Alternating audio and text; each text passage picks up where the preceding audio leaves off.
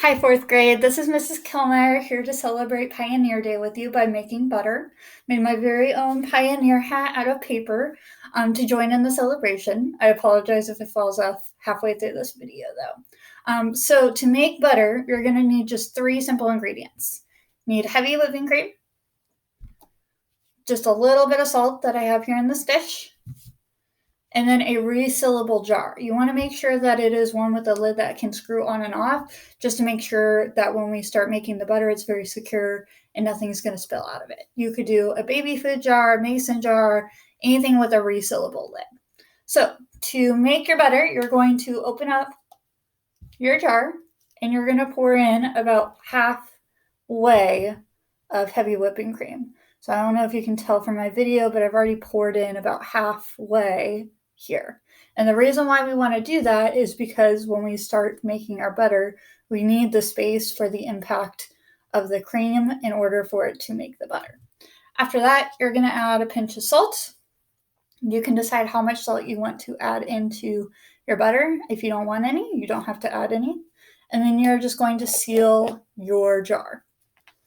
After this, you're just going to start shaking it as hard as you can. So you want to make sure that your lid is on very securely.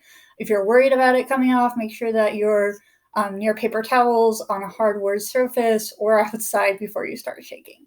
And you're going to start shaking. And you're going to be doing this for about 10 to 15 minutes.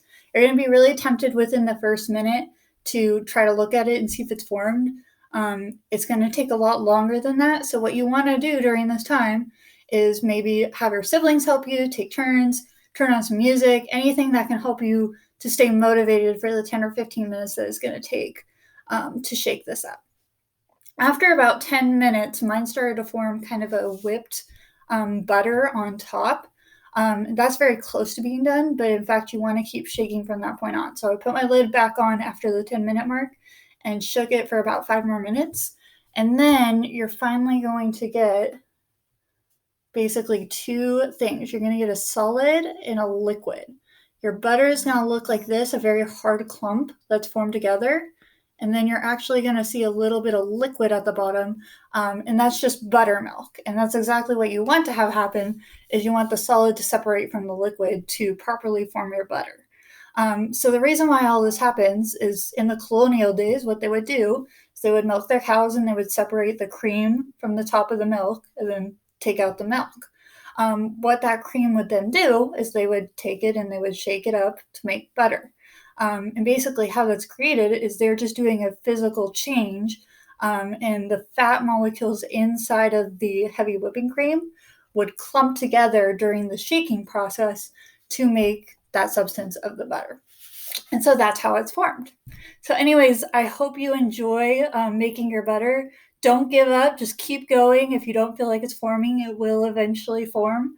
Once you are done and you have your butter, you can put it in the fridge just like you would any normal butter, and keep it that way. If you are making hardtack with Miss Brunson, keep your butter until then, and then you can spread your butter onto the hardtack for a tasty snack. If you are not making the hardtack with Miss Brunson, that's totally fine. You can just put your butter on anything you normally would, like bread or toast. So anyways, I hope you guys enjoy your Pioneer Day. It's so good to see you all, and I'll talk to you later. Bye.